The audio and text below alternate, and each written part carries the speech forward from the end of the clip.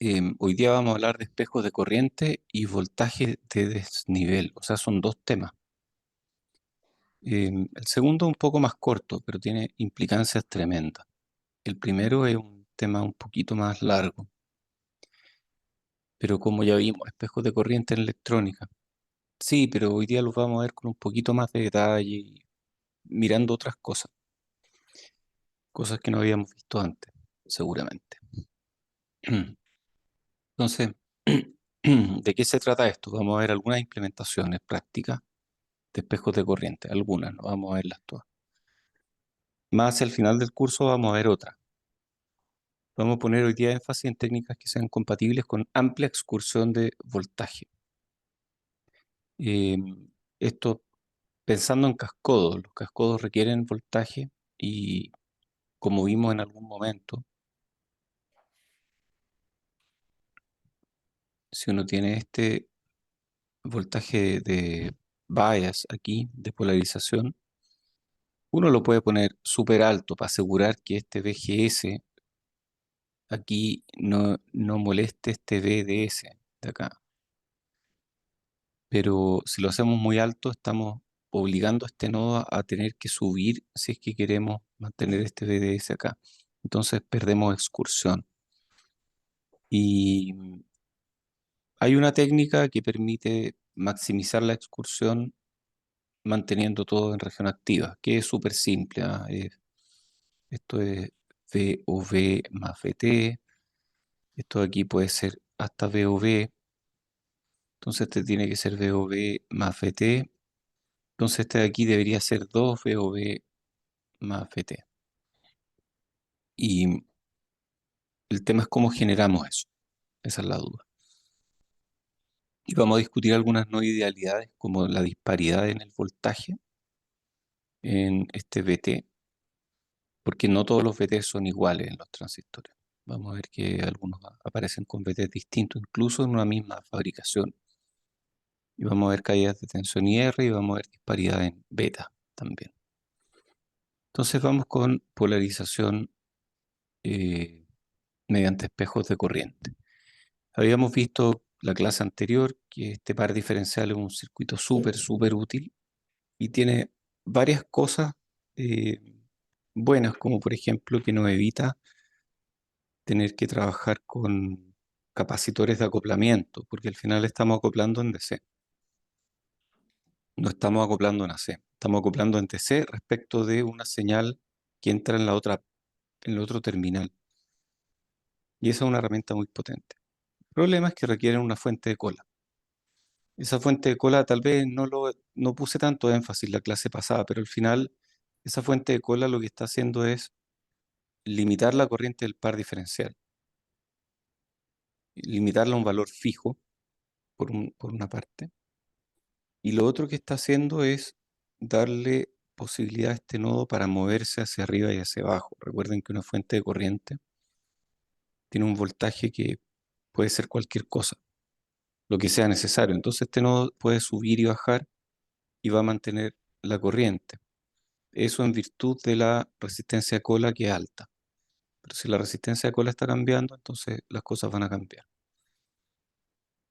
Y claro, esas son las gracias de este espejo de corriente. Uno podría tirar este nodo a tierra directamente, pero si tiramos este nodo a tierra directamente, nadie va a limitar la corriente. En cambio, aquí la corriente es siempre la misma y se reparte entre dos ramas en forma más o menos proporcional a los voltajes de entrada.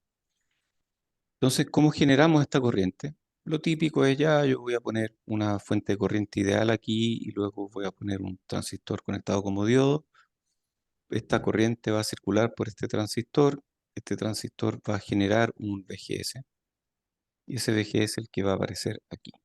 Listo, súper simple, como que ahí no hay ningún problema. Y esta fuente de corriente va a producir aquí un voltaje Vx y yo tengo VDD menos Vx es la corriente, entonces yo puedo reemplazar esto por una resistencia equivalente de valor VDD menos Vx partido por Iref y listo. Y ya tengo mi polarización, suponiendo por supuesto que VDD sea fijo. Yo incluso puedo dejar este pin para afuera del chip.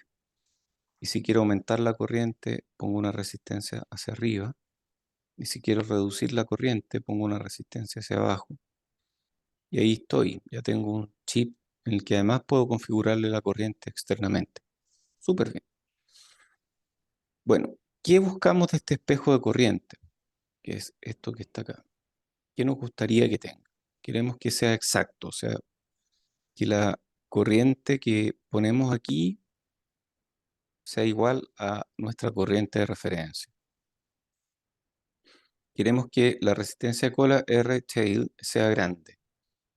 ¿Por qué queremos que sea grande? Bueno, porque si es grande nos da este cortocircuito, perdón, esta tierra de señal aquí. Esto es tierra de señal, siempre y cuando R tail sea grande. Que la capacitancia de cola sea pequeña, cosa que este no pueda moverse rápidamente. Y también queremos un Vmin pequeño, o sea, queremos que este VDS aquí sea lo más chico posible para que este nodo pueda bajar. Y de esa forma, si el modo común de entrada baja, este nodo baja, pero no alcanza a aplastar a este. Bueno, si baja mucho, claro, lo va a aplastar. Pero la idea es maximizar la expulsión de salida del espejo. Entonces, algunas consideraciones básicas. Esto es lo más básico de los espejos de corriente. Si ustedes hacen un espejo de corriente, van a tener M1 y M2 con W1 L1, W2 partido por L2. Siempre hagan L1 igual L2. O sea, estos dos tienen que ser iguales, siempre.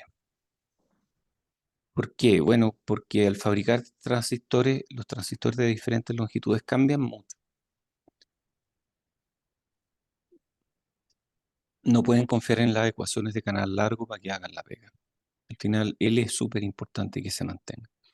No solo eso, ojalá en la misma orientación. Si son dos transistores así,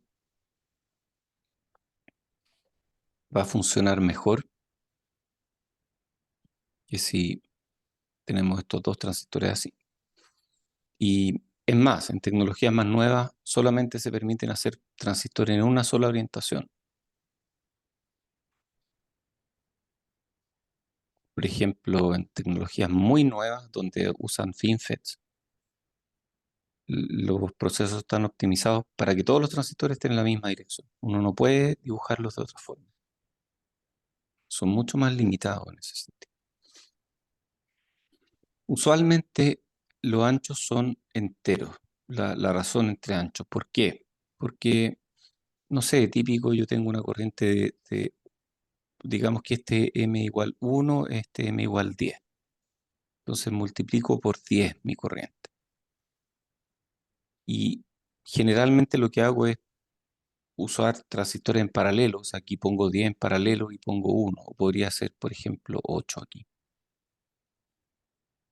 Y si pongo 8, yo podría poner un arreglo de 9 transistores, donde el del centro es el del espejo de corriente y los otros 8 están en paralelo y son este transistor de acá. Y de esa forma quedan todos igualitos, todos con el mismo centroide. Funciona todo muy bien en layout. Entonces, implementen transistores en paralelo con un número entero. Que este número de 1 a 8 no sea mucho más grande, 1 a 10, 1 a 20, pero no más. No pueden aumentar mucho la corriente. Y también podrían disminuirla, pero no pueden disminuirla mucho porque hay fuga. Y las cosas no se comportan tan bien cuando estos números son muy distintos. Y claro, usen el factor M en Spice, aquí pongan M igual 8, listo. Y con eso multiplica por 8 la corriente. ¿Qué pasa con los espejos de corriente? Este gallo tiene un VDS igual a VGS, porque estos dos están conectados. Este tiene el mismo VGS, pero el VDS va a depender de la carga. Digamos que yo aquí pongo una carga esa es mi carga. Dije que es resistiva, pero en realidad puede ser cualquier razón, voltaje, corriente. Y digamos que estoy con este VGS y voy a tener este VDS. Pero si mi carga cambia, me exige, por ejemplo, más o menos corriente, esta curva va a moverse y me va a mover el VDS. Y al moverme el VDS, dado que esta tiene pendiente, entonces me va a cambiar la corriente. Por lo tanto, voy a tener un error de corriente. Este de aquí no se va a copiar directamente ahí, se va a copiar más un error. Y ese error va a depender de cuán distinto es mi VDS respecto del VGS, que es el VDS patrón de M1. Entonces, queremos tratar de igualar los VDS de alguna forma. O alternativamente, hacer que estas curvas sean lo más planas posible. ¿Cómo las hacemos planas? Hacemos transistores con RO grande. Eso es lo mismo que hacer L grande. Y L grande está bien. En espejos de corriente uno suele hacer L grandes. Esto está ok en espejos de corriente.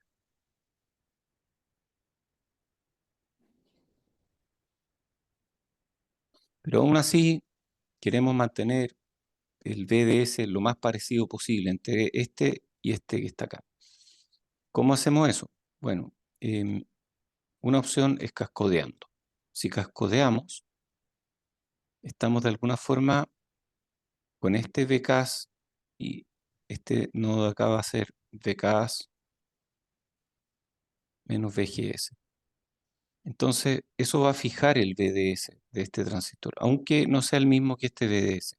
Pueden ser parecidos, pueden no ser iguales, pero me fija ese VDS. Y al fijarme el VDS, hace que en la práctica el RO cambie re poco. Va a ser como un RO fijo. Y eso, en forma incremental, se ve como si RO fuera muy grande y beneficia a mi circuito. Estas curvas que están acá son resistencia de salida de M2. Vemos que esta es la resistencia de salida, graficada aquí como una derivada, versus el voltaje VDS. Y vemos que cambia un montón. O sea, yo puedo tener resistencia alta aquí, pero resistencia súper baja acá.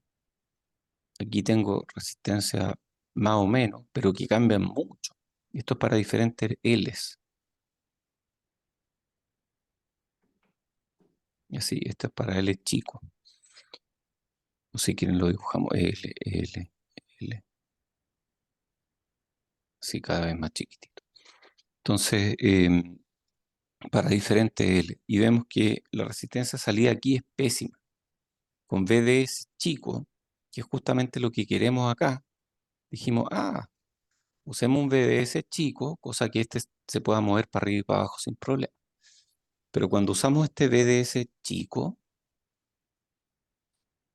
hacemos zoom aquí y vemos que la resistencia es mala, es malita, es súper baja. Necesitamos VDS, no sé, en esta tecnología ya con 1 volt tenemos resistencias de salida decentes, pero a 0,4 volts es súper bajita la resistencia de salida. Eso es un problema. Entonces, como que queremos mejorar esto, y mejorarlo significa cascodear. Entonces, con el cascodo podemos llegar a resistencias de salida del orden de AB por RO, donde ABC es la ganancia intrínseca del cascodo, el GMRO del cascodo, y esto multiplicando a R2, que es la resistencia de salida de M2, RO2. Entonces nos da una resistencia de salida decente, súper buena, y eso es porque el cascodo fija este voltaje. Al fijarlo hace que el VDS sea constante. Si el VDS es constante, ya no me veo sometido a esta pendiente porque estoy en un punto fijo. Entonces, como que no, esa es la intuición. La intuición me dice, si estoy con un punto fijo aquí, entonces cambios en VDS no me afectan porque no ocurren cambios en VDS y por lo tanto mi pendiente es como si fuera infinita. Mi resistencia es como si fuera infinita porque mi pendiente es como si fuera cero. Em, entonces la impedancia de salida es alta eh, pero igual queremos igualar VDS o tratar de que se parezcan para minimizar errores, porque yo puedo poner un VCAS aquí que sea bajo y que va a producir aquí un VDS que sea, por ejemplo, ¿qué pasa si pongo un VCAS de 1 volt? Y en mi tecnología eh, tenemos 0,5 volts de VT y 0, digamos 0,2 de VOV, entonces este va a estar en 0,7 volts, por lo tanto este va a estar en 0,3 volts fijo. Y este otro va a estar en 0,7 porque este es VGS. VGS dijimos que es 0,5 más 0,2, 0,7. Entonces van a ser distintos, va a copiar mal la corriente, la va a copiar fija, pero la va a copiar mal. Si este es 0,7, eh, uno va a hacer, aquí se nota apenas, pero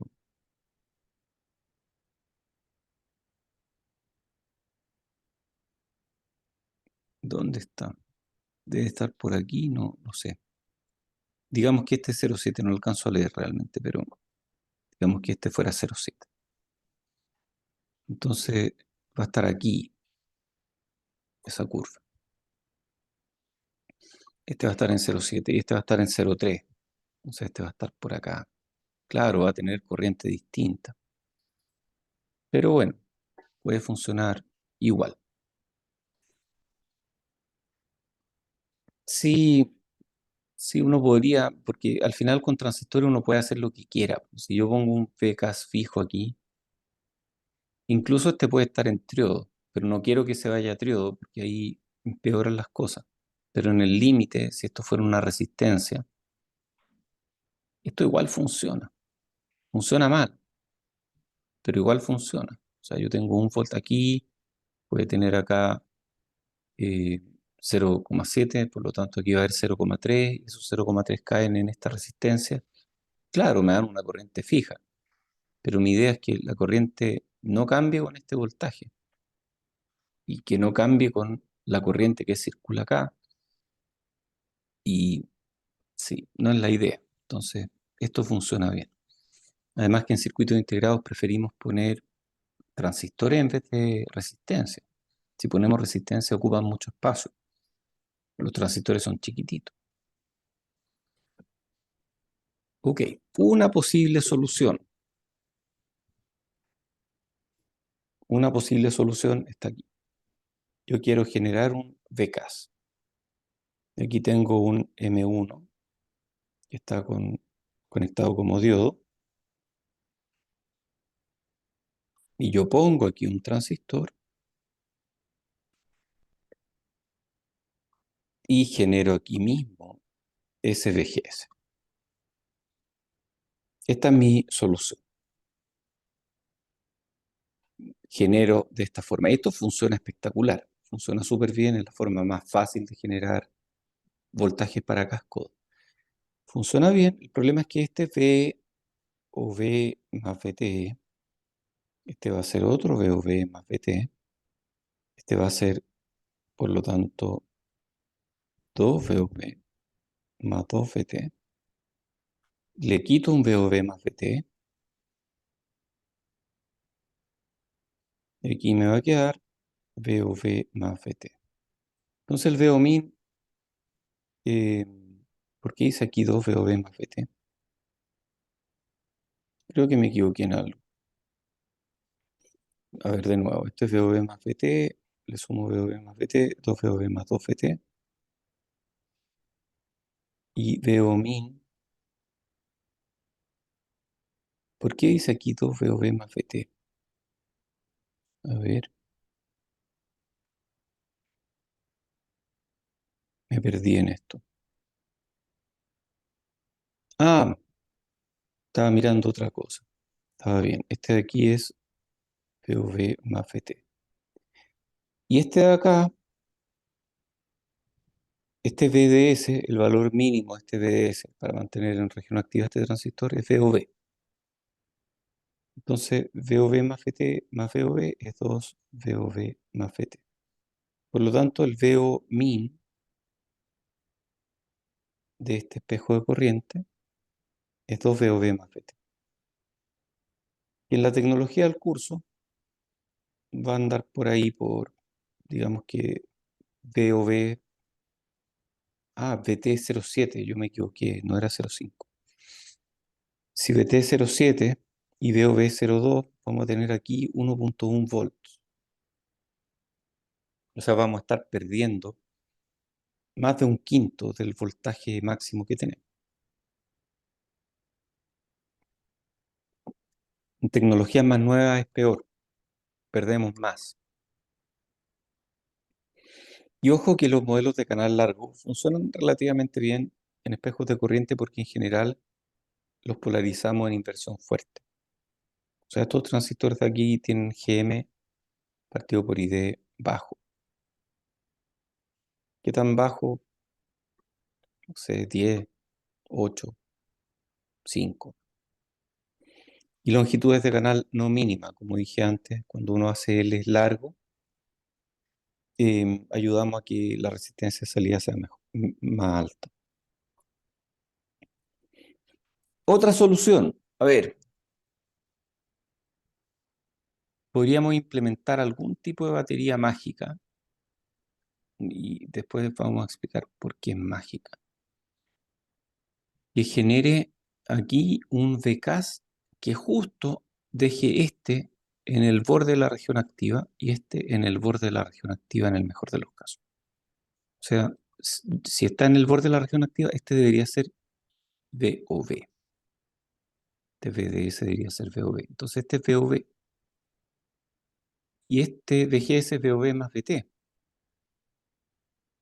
Entonces VOV más VT más VOV me da aquí un VCAS igual a 2 VOV más VT. Entonces es el voltaje mágico que queremos generar. Y digo que es mágico porque VT es 0,7 más o menos, pero podría ir variando entre transistores, podría ir variando entre wafers para el mismo proceso. Y VOV, por otra parte, también es algo que puede variar. VOV no es algo fijo, VOV es algo que en algunos transistores, para el mismo VOV puedo tener más o menos corriente. Entonces, VOV y VT no son parámetros fijos en ningún caso. ¿Y cómo yo genero un voltaje que de alguna forma esté traqueando ese VV y ese VT? Eh, Y esto de traquear no es tan raro, en electrónica lo hacemos todo el rato. En electrónica, cuando ponemos aquí un espejo de corriente, estamos asumiendo que esta corriente es fija y el espejo de corriente está de alguna forma generando su propio VGS que yo después copio. O sea, yo no sé cuánto es este VGS, el transistor lo calcula solito. Entonces ahí estamos traqueando algo, estamos traqueando una variable que está cambiando. En este caso, mi variable que cambia es VGS, porque depende de VT, depende de VOV, y que ambas pueden variar. Pero si yo fijo esta corriente, voy a calcular este VGS para esa corriente. Voy a estar traqueando de alguna forma, voy a estar compensando por las diferencias en el proceso de este transistor, cosa que le copie su VGS. Entonces, eso de traquear o eso de como usar los mismos transistores para generar voltajes que van a depender del proceso, no es algo tan raro. Y lo que nos gustaría hacer acá es generar mediante transistores este VB Magic que sea igual a 2 VOV más VT, traqueando de alguna forma estas diferencias entre VOV y VT. Y con esto vamos a generar un VOMIN que es 2 VOV. Un VOV por acá, otro VOV por acá. Y 2 VOV, digamos que si VOV es 0,2 volts, este va a ser del orden de 0,4 volts, que es harto mejor que este 1,1 volt que teníamos acá, harto más bajo. Así que estamos bien. Esta es una posibilidad. Esta la aprendí en la industria, porque cuando yo estudié esto no me la pasaron. Me dijeron, no, sabéis que nunca ponga resistencia, porque la resistencia varían mucho, pueden variar, no sé, más o menos 20%. Entonces, o incluso más. Entonces, si pones resistencia, te va a salir todo mal. Y más encima, si pones resistencia, va a ser un gasto de área demasiado grande. Entonces, yo nunca usaba resistencia. Pero aquí aprendí que esto igual se estila en la industria. ¿Cómo funciona?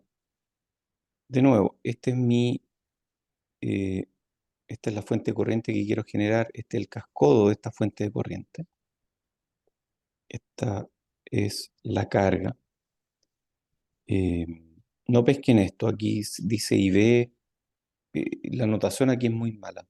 Esto aquí, digamos que es la carga. Aquí viene mi par diferencial, por ejemplo. Esta IV es la fuente de corriente que estoy usando como referencia. Estoy generando este voltaje, que es VON, que es lo mismo que VOV. Este VON es VOV, más VT. Lo genero colgándome de aquí arriba. Y este otro lo generamos colgándonos de acá arriba. Y fijamos esta resistencia con un valor tal que cuando pasa esta corriente IV por esta resistencia, genera un voltaje VOV o VON. Entonces, cuando pasa esta corriente por aquí, genera este voltaje VON, este se polariza automáticamente a VOV más VT colgándolo de aquí arriba, y este se polariza automáticamente aquí con ¿qué voltaje? Bueno, la diferencia entre este y este es VOV. Por lo tanto, la diferencia entre este y este es VOV. Ok. Si la diferencia entre este y este es VOV, entonces la única posibilidad es que este de acá tenga, eh, este está VOV más VT, este va a estar, claro, a 2 VOV más VT. Y si este está a 2 VOV más VT, le quitamos un VOV más VT y este está a VOV. Y este de aquí, bueno, da lo mismo, pero lo importante aquí es que este está a VOV. Y cuando repliquemos este acá, este está a 2 VOV más VT, le quitamos VOV más VT y nos queda un VOV aquí. Entonces este y este están exactamente al mismo potencial. Van a estar operando en el mismo punto de operación. Y este Vout mínimo va a ser 2 VOV. Va a ser el VOV de este y el VOV de este. Así que esto funciona súper bien. Fácil y es práctico. Resistor puede usar mucho espacio. Eso es un problema. Podría usar mucho espacio y además tiene otro problema y es que también requiere harto voltaje hacia arriba. Bueno, no tanto en realidad. No, está bien. La exactitud del valor del resistor, ese sí es un problema, porque esta exactitud puede ser mala, puede ser de más o menos 20%. Si lo dibujo súper bien, súper grande, tal vez sea más o menos 20%. Si lo dibujo chico, puede ser peor, 40%. Entonces, ¿cuánto me importa tener un valor preciso? Tal vez no me importa tanto. O sea, si quiero irme a la segura, le doy más VOV.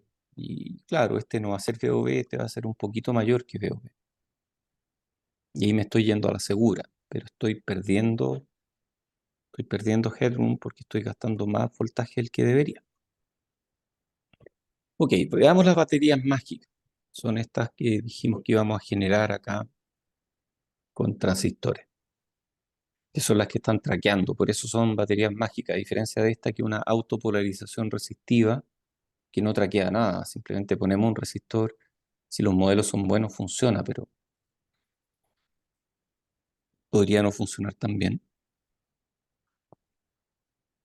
Creemos una batería mágica. Entonces, lo que vamos a hacer acá es tratar de generar de alguna forma un, eh, un voltaje aquí que sea de 2 VOV más VT.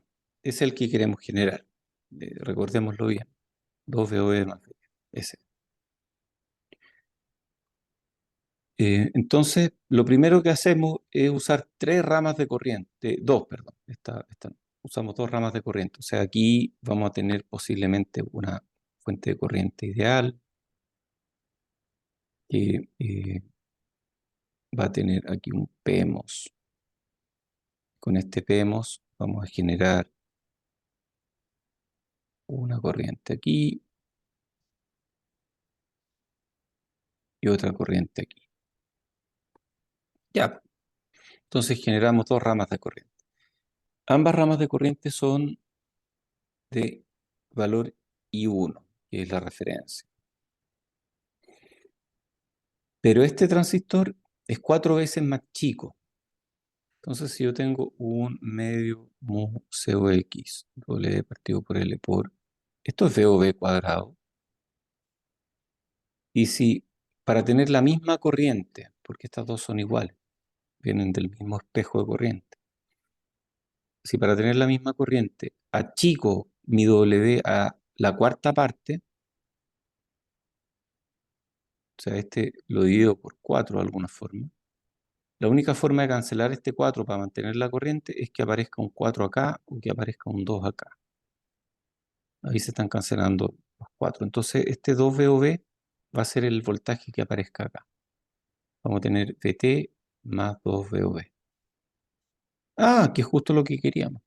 Perfecto. Ya generamos ese y con ese polarizamos este cascodo. Y para que este voltaje de acá sea exactamente el mismo VOV que queremos acá, claro, tenemos que ponerle el mismo cascodo acá. Y este lo colgamos de allá arriba y con eso estamos bien. Con eso ya tenemos el VGS más VT aquí.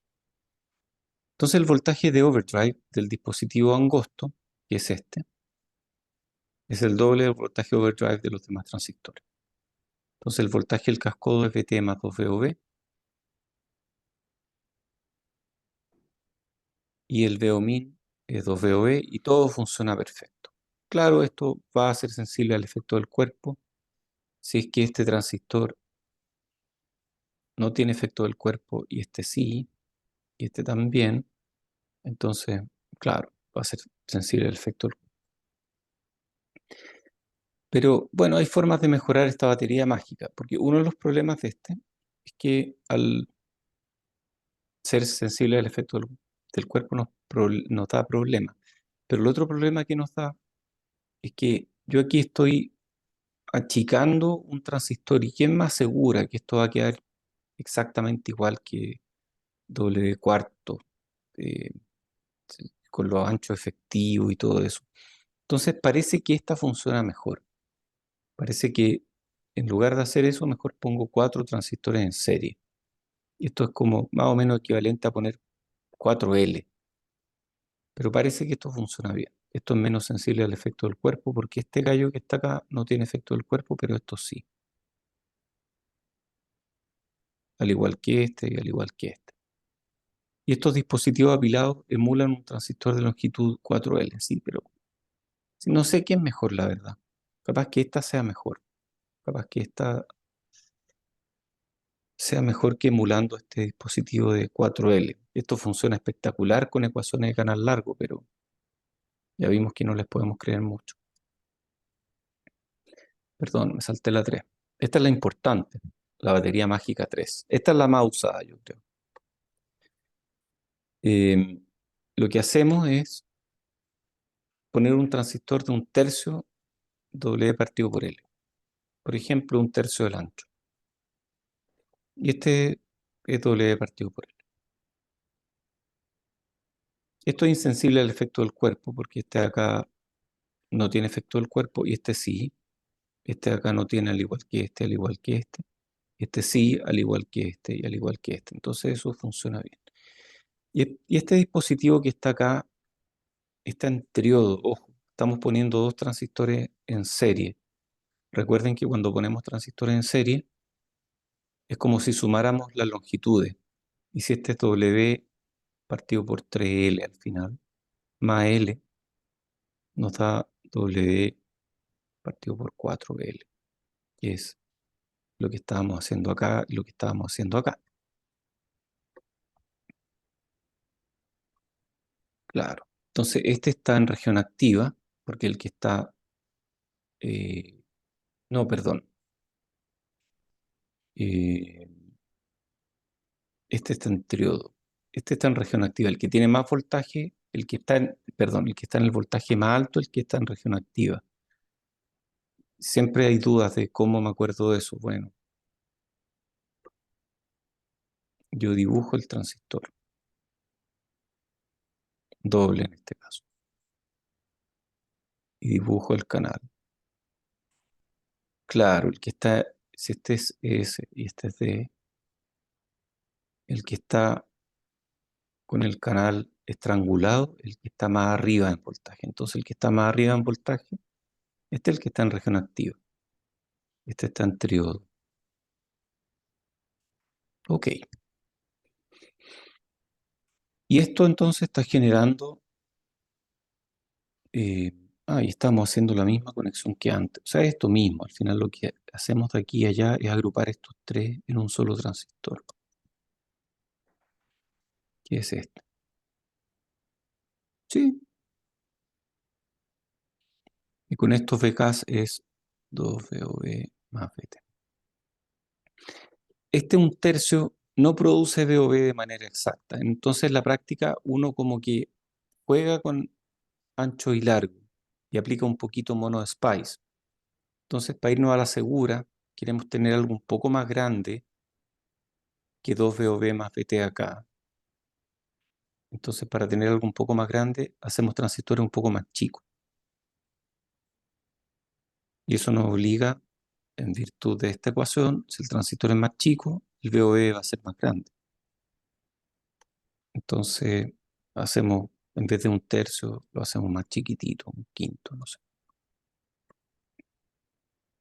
Y así tenemos un ROUT un poco mejor y un margen de seguridad. Después está la batería mágica 4, que esta es como ya, mira, ¿sabes qué? A mí me molesta tener dos ramas de corriente aquí. ¿Por qué mejor no hacemos una sola rama de corriente? Ya, entonces de alguna forma monto este sobre el otro. Eso es lo que estamos haciendo aquí. Eliminamos la rama de corriente, pero necesitamos más voltaje acá. Eso es malo, eh, porque ese voltaje extra puede que no esté disponible.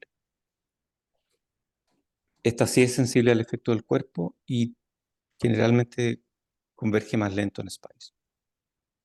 ¿Cómo funciona esto? Bueno, funciona parecido al anterior. Es un poco más complicado de entender, pero uno puede hacerlo. Al final, este transistor tiene el doble de VOV que lo otro. Y al conectar esto allá, uno puede hacer los cálculos, pero este va a ser VOV más VT. Esto de aquí va a ser 2 VOV más VT.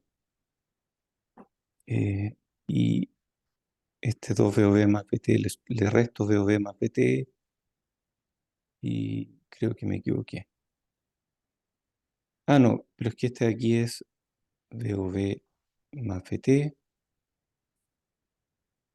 Partamos de nuevo. Si este es VOV más VT, este es VOV más VT. Y le sumo el VGS de este transistor que es de un cuarto. Entonces, este VGS es de 2 VOV más VT. Claro. Entonces, este va a ser 3 VOV más 2 VT. Este nodo que está acá. Y a este hay que restarle un VOV más un VT. Entonces le resto el VOV más VT de este. Y aquí me queda 3 VOV más 2 VT menos VOV menos VT es 2 VOV más VT, que era lo que quería usar. Y ese me está polarizando a este. Y me está polarizando a este. Claro, se pueden hacer este tipo de cosas. Practiquen, hagan esto. Hacer esto de imaginarse de OB y BT es buen ejercicio. Ya, y después está este otro que dice ya, bueno, ¿qué pasa si no quiero que esto tenga efecto del cuerpo? Entonces, y que no tengo la opción de pozo gemelo, entonces quiero hacer algo. Y esta opción, que es más bien académica, eh, creo que resuelve ese problema. Claro, porque este tiene el mismo efecto del cuerpo que este. Y además, este tiene otra gracia, es que permite longitudes de canal distintas acá, entre este dispositivo y el cascodo. Em, yo una vez usé este, porque necesitaba un circuito de súper bajo ruido y descubrí que si usaba longitudes de canal distinto, me daba un poquito menos de ruido. Entonces lo hice de esa forma, pero realmente no, yo creo que no vale la pena. O sea, mirando para atrás, lo hice así porque era una tesis de doctorado y tal vez era importante, pero yo creo que en la práctica uno puede no usar esto. Esto para mí es una versión tal vez más académica. En la práctica uno siempre usa L iguales en los cascos. Como que no hay muchas razones para hacer L distintos. En mi caso fue una razón de ruido, pero no es necesario siempre. Ya, pues, no vamos a ver esto en detalle y vamos a ir a otras consideraciones de diseño antes de pasar a la segunda mitad de la clase. En todos estos circuitos anteriores hay que tener cuidado de mantener transistores en región activa y no queremos desperdiciar mucho RO. Entonces, típicamente usamos un sexto en transistores que son de tamaño un cuarto. Con eso generamos un pelito más de VO, de VOV, perdón. O usamos transistores de tamaño un quinto en transistores que debieran ser de tamaño un tercio. Usen razones enteras siempre y siempre usen dispositivos unitarios base que van poniendo en paralelo o en serie. Si hay un transistor que es de un quinto, bueno, hagan que ese sea el base y después el que es de tamaño uno en realidad es 5 veces más grande, 5 de esos en paralelo. Mantengan razones de corriente pequeña, no más de 10 o 20. Ese es como un límite aceptable que todavía permite ancho de banda decente. Eh, como eso de 10 o 20 que permite ancho de banda decente. Pensemos en el FT.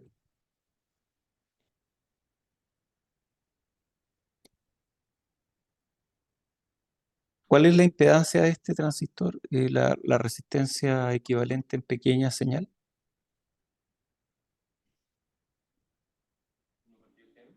1 partido por GM, ya, perfecto. ¿Y cuál es la capacitancia? Digamos que es CGG. Entonces vamos a tener que el polo de esto va a estar como en FT. ¿Sí? Ahora le vamos a colgar un transistor que es 100 veces más grande. Imagínense que en vez de usar una razón de corrientes de 10 o 20, uso 100.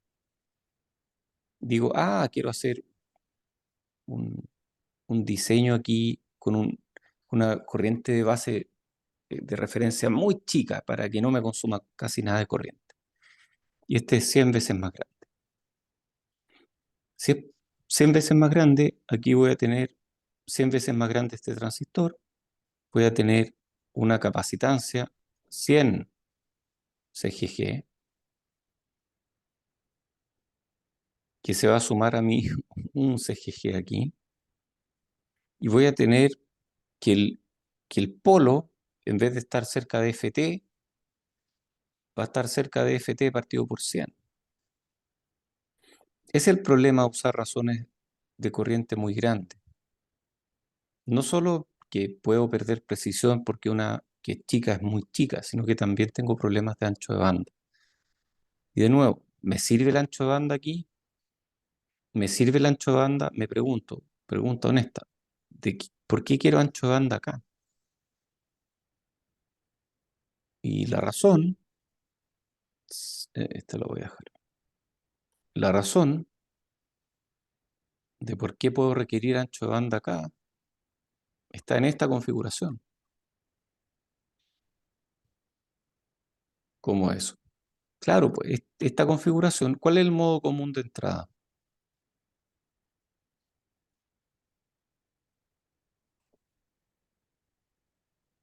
Y VIN igual de out. El modo común de entrada va a ser el promedio entre VI y VO.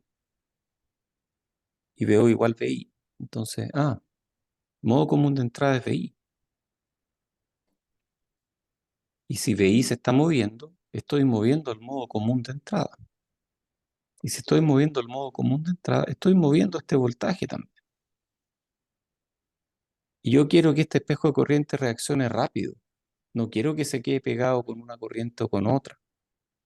Y si voy a tener un espejo de corriente que se mueve lento porque esta fuente de voltaje es incapaz de mover la capacitancia a tiempo,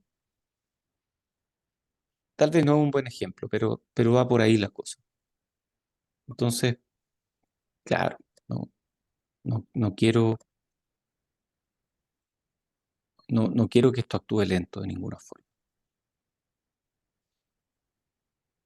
Sí, sí, no me queda claro por qué este podría influir, pero sí, sí influye al final. Habría que hacer la función de transferencia, pero sospecho que influye porque esta tiene una resistencia eh, grande en comparación con la capacitancia pero bueno, eh, esas son razones de por qué no queremos hacer espejos de corriente muy dispares. Aquí va otra posibilidad. Hay acoplamiento capacitivo, digamos que hay una línea digital aquí que se está moviendo como loca, conmutando rápidamente, y tengo mi espejo de corriente. Y este acoplamiento capacitivo desde esta línea digital acá va a provocarme de alguna forma que este voltaje que estoy generando tenga un pequeño glitch. Y aquí viene una pregunta honesta, para la cual yo no tengo una respuesta. Y es, ¿qué es lo que yo prefiero? ¿Prefiero un circuito que tenga un glitch cortito, pero de gran amplitud? ¿O prefiero un circuito que tenga un glitch más bien lento, pero que apenas se note? Y no sé cuál es la respuesta correcta. Si quiero esta, voy a ponerle una capacitancia grande aquí. Si quiero esta, voy a ponerle capacitancia chica, nula, transistores de igual tamaño.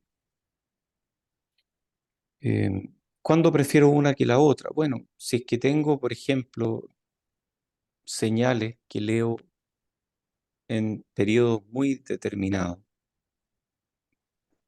y logro hacer que esta no coincida con mi señal, entonces prefiero esta. Por otro lado, si tengo señales que mido en cualquier momento, tal vez prefiero esta otra. Entonces, no sé la respuesta, no es tan claro.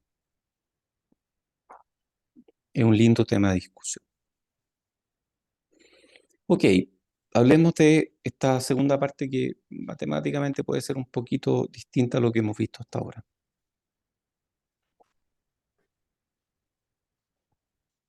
Todo este rato dijimos que hay un espejo de corriente que usa transistores y que los transistores se comportan bien según la ecuación de la corriente.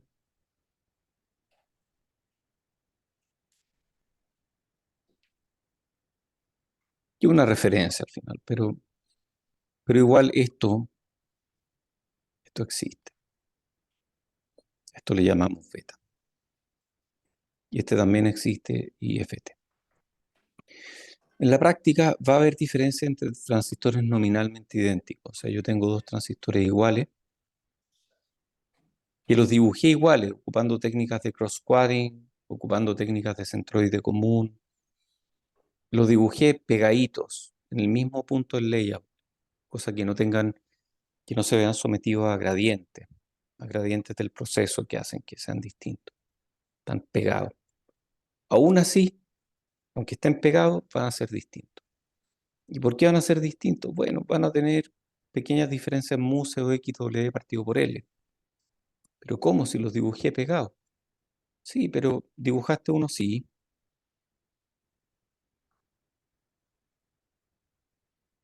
En la práctica, como estos transistores son tan chicos, casi que los fotones individuales de la fotolitografía van a producir que esta compuerta no sea perfecta.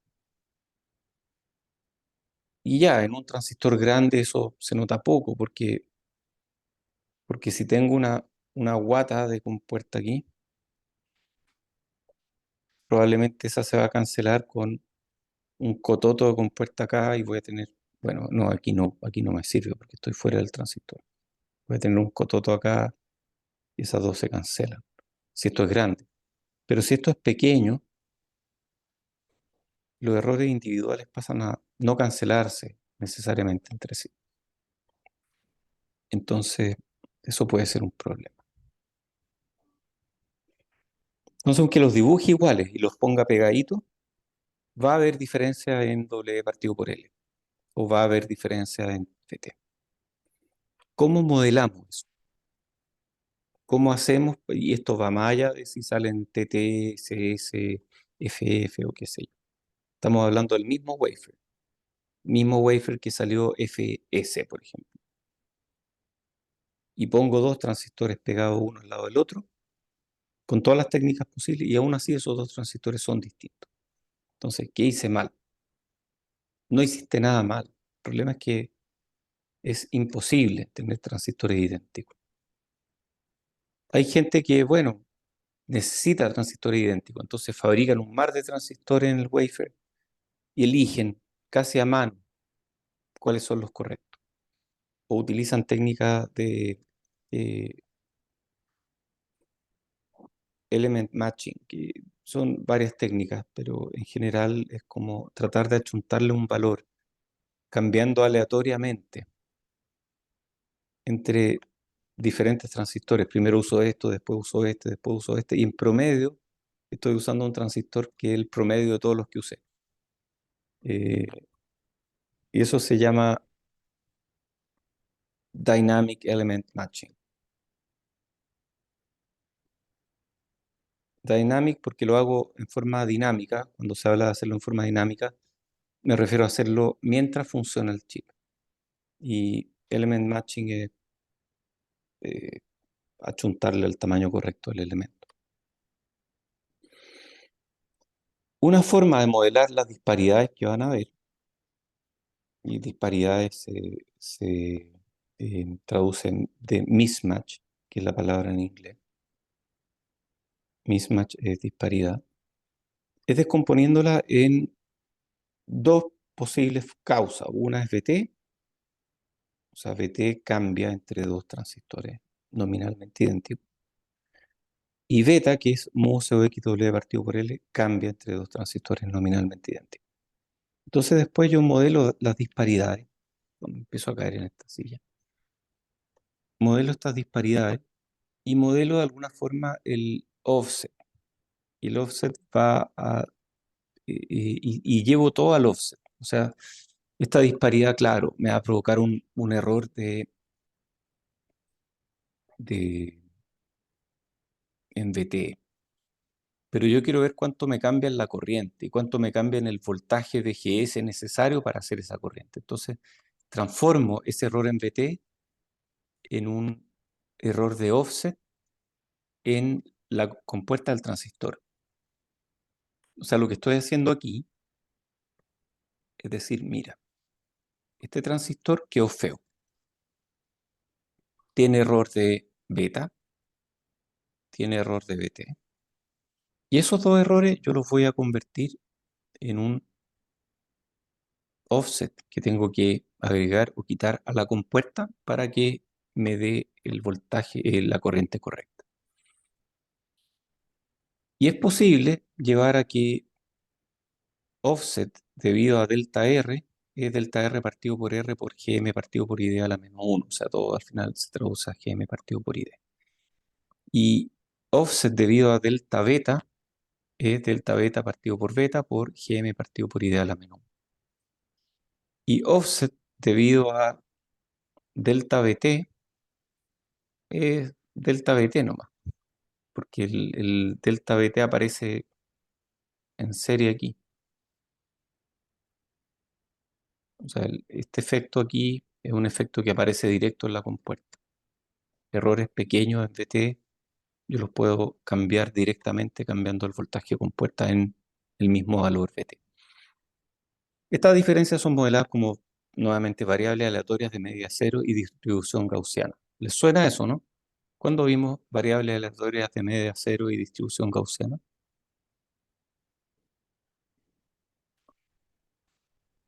Lo vimos en este curso, ¿no?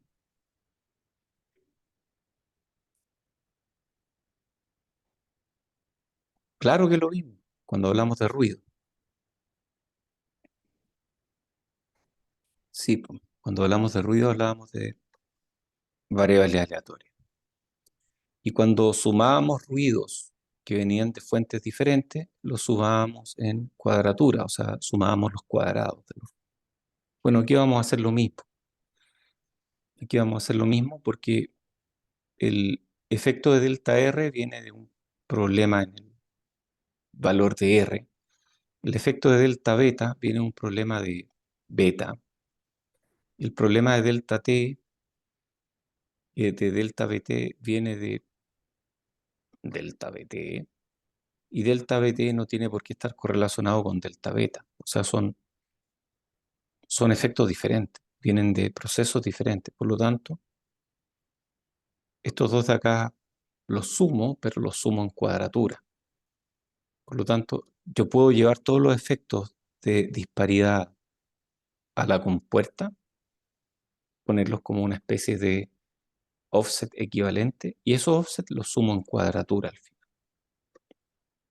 Entonces, refiero los voltajes de desnivel a la compuerta de los transistores, desnivel debido a delta BT, desnivel debido a delta beta, desnivel debido a un delta R en alguna parte del circuito, y lo sumo en cuadratura.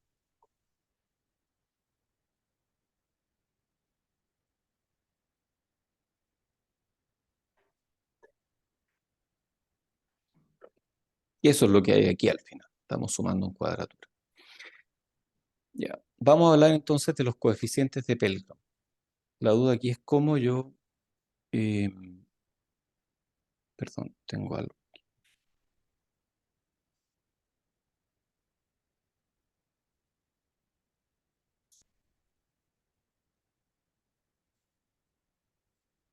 Ya.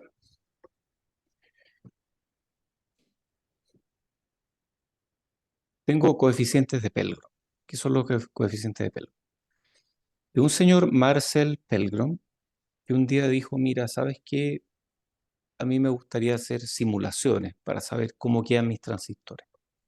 Voy a hacer unas simulaciones que se llaman simulaciones de Monte Carlo. ¿Conocen las simulaciones de Monte Carlo, no? ¿Alguien ha escuchado hablar de ellas? Son súper comunes. En física las hacen todo el rato, en física de partículas. ¿No nadie ha escuchado hablar de Monte Carlo? Sí, por ahí. ¿Y qué han escuchado? Si quieren pueden hablar, para que sea más interactiva la clase.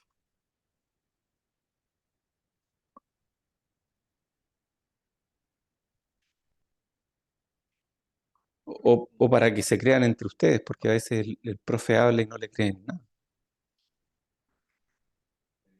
Era como hacer como muchísimas pruebas al final de algo.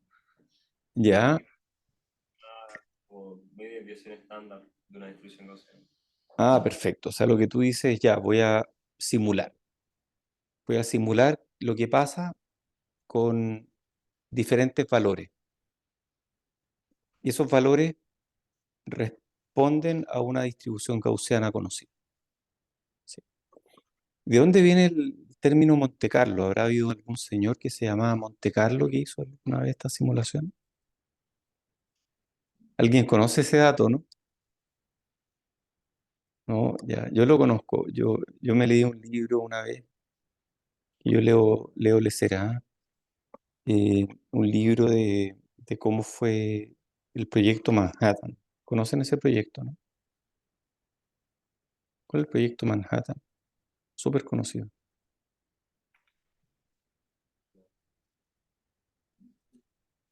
De la creación de la primera bomba atómica. Y bueno, había un montón de físicos trabajando y los físicos no sabían cómo simular algunas cosas que eran aleatorias. Y recordemos que eso fue en tiempos en que no existían los transistores.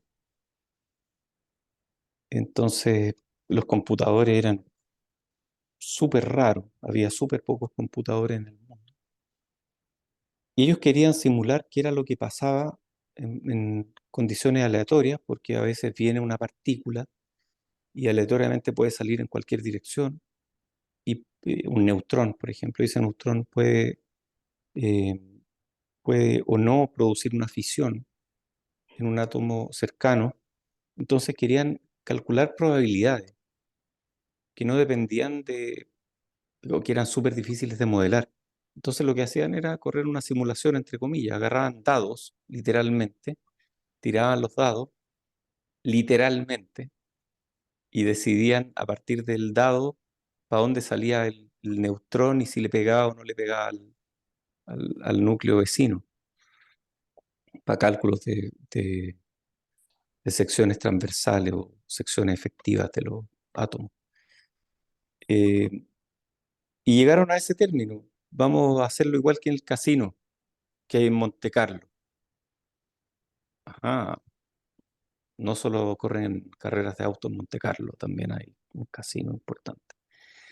Y de ahí salió el término. Y literalmente agarraban dados, tiraban los dados y hacían sus cálculos según estos dados, porque era la forma de generar números aleatorios en ese momento.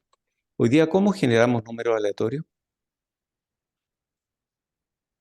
Ya no me digan que ChatGPT. Sí, con ese pueden generar números aleatorios seguramente, pero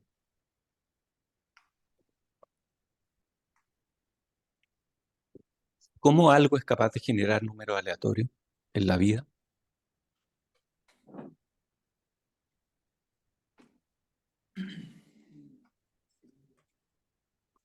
Ya, a ver, pensemos en un circuito, pues ayúdenme a pensar en un circuito que genere números aleatorios. Puro ruido. Ruido. Oh, ok. Entonces hay que buscar un circuito especialmente ruidoso. Por ahí he visto en revistas que los reguladores de tensión son súper ruidosos en la práctica y que uno puede usar eso para generar ruido. Ok, y ese ruido va a generar de alguna forma números aleatorios. ¿Cómo generamos números aleatorios en circuitos que no sufren de ruido, como los digitales? Porque yo nunca he visto que le bajemos la temperatura a un circuito digital para que tenga menos ruido, como que los circuitos digitales no tienen mucho ruido. Entonces, ¿cómo funcionan estos generadores de números aleatorios en digitales?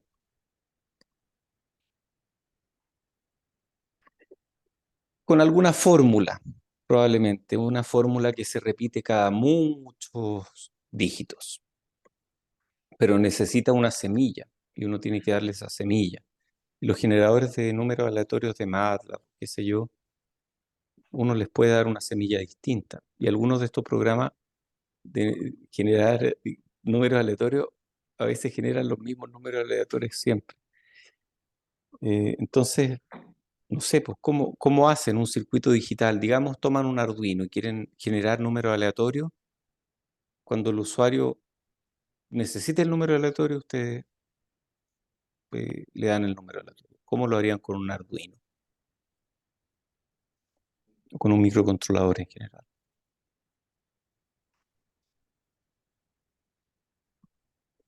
¿no? Oye, pero ¿qué más aleatorio que una persona apretando un botón? O sea, si echan a correr un contador, por ejemplo, un contador cíclico, y le dicen a alguien, aprieta el botón y te voy a dar el número que sacaste cuando apretaste el botón, ¡pup! Oh, sacó ese número, ¡pup! Oh, sacó este otro número. Entonces, una forma súper práctica de generar números aleatorios es pedirle al usuario que apriete un botón y dé vuelta a una tómbola interna que es el generador, que es un contador. Ese contador seguro que va a generar números aleatorios, uniformemente distribuidos. Así que esa es otra forma de generar números aleatorios. Cosas que uno aprende a veces. Ah, voy a anotar esto.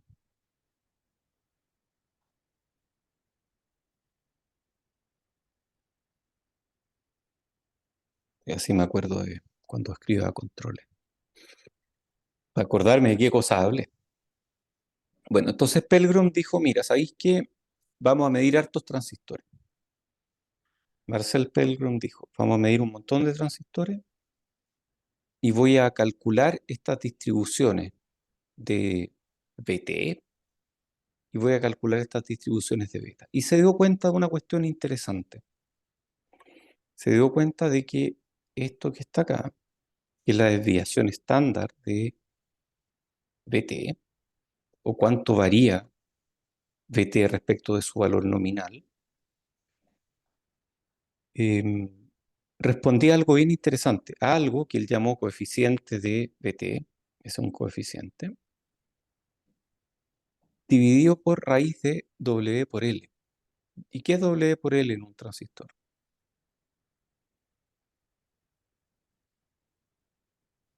Si este es mi transistor, este es W, este es L, W por L es esta área.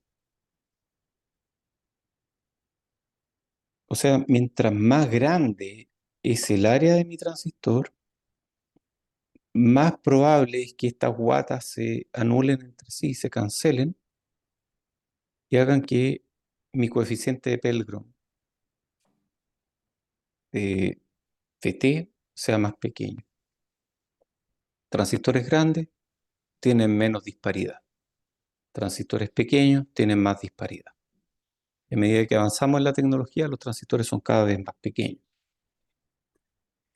Entonces, este de aquí es un coeficiente. Este coeficiente se mide para diferentes tecnologías y yo divido por raíz de W por L y obtengo la desviación estándar de mis variaciones sobre VT. Entonces, esto de aquí me va a definir una distribución, que es delta VT, o si lo centro en VT. VT puede ser cualquier cosa en torno a VT según una curva gaussiana o normal, eh, gaussiana en este caso, no es media cero, que distribuye con una desviación estándar dada por ABT partido por raíz de W. Y lo mismo calculó Pelgrom para errores o diferencias de delta beta. Delta beta sobre beta, él vio que distribuían bien con una desviación estándar dada por el coeficiente que él midió partido por raíz de W por L. O sea, transistores más grandes son más parecidos entre sí. En nuestra tecnología, este ABT es como 10 milivolts por micrómetro y el beta es como de 1% por micrómetro. Yo divido por raíz de micrómetro cuadrado y cancelo los micrómetros. ABT tiende a escalar con la tecnología, de alguna forma es proporcional al espesor del óxido, porque el BT al final depende de, si miramos esto en 3D,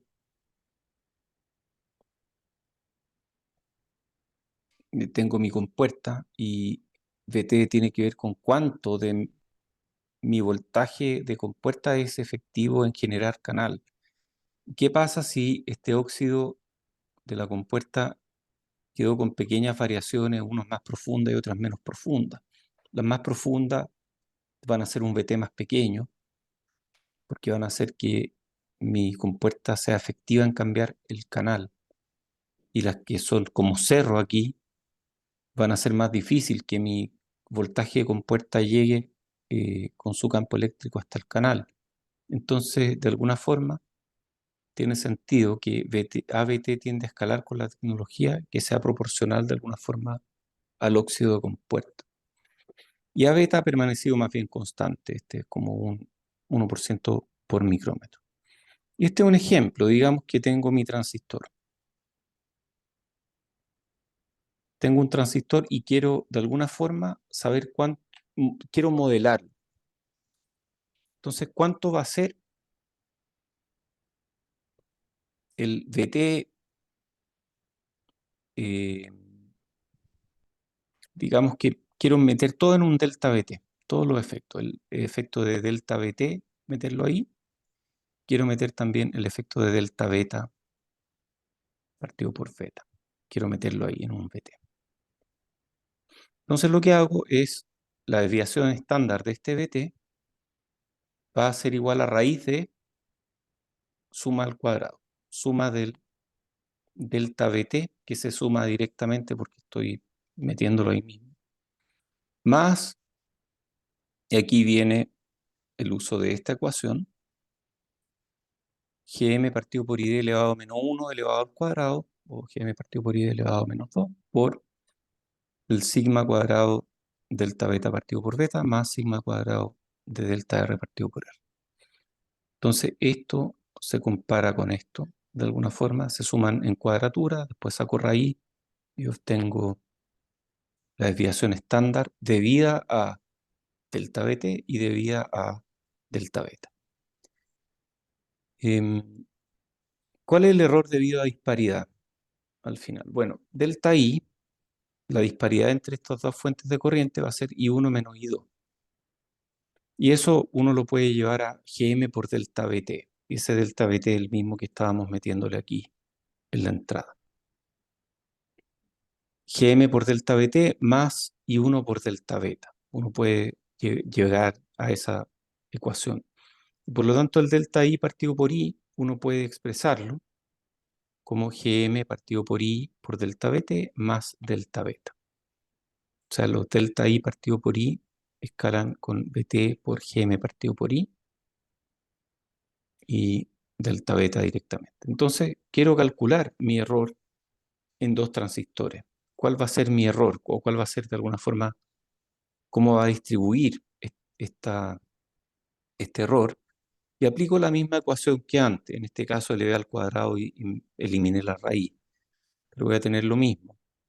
Gm partido por Id, en este caso 12 milisiemens por miliamper, y yo uso este Gm partido por Id aquí, lo multiplico por delta BT, que era 3,2 milivolt, el mismo delta BT que está acá, y aplico este otro. O sea, este me afecta poco. Este de acá, que es el de delta beta, me afecta poco. El de delta BT me afecta harto. Usualmente la disparidad en el voltaje de umbral es la dominante. Esta es la que afecta más. ¿Qué pasa con errores debido a caída y R? Bueno, yo tengo dos transistores en un espejo de corriente y tengo un R aquí. Entonces, esto que yo siempre considero tierra, no es tierra al final, porque por aquí viene corriente y esa corriente, a través de una resistencia, genera un voltaje. Entonces, el delta I va a ser I1 menos I2 y eso uno lo puede calcular, va a ser como Gm por el voltaje, la caída de tensión en este wire. ¿Cómo? Claro, pues porque la corriente es Gm por VGS en pequeña señal. Y si yo el VGS lo achico en este voltaje, entonces la corriente se va a achicar en este voltaje multiplicado por Gm. Tiene sentido. Entonces Gm por V-wire. Si yo después divido por I, tengo que la disparidad de corriente normalizada ahí es Gm partido por I por R por I, porque al final mi voltaje del alambre es R por I. Y uno dice, uy, qué complicado ponerlo, dividir por I y después multiplicar, yo puedo tal vez hacer eso.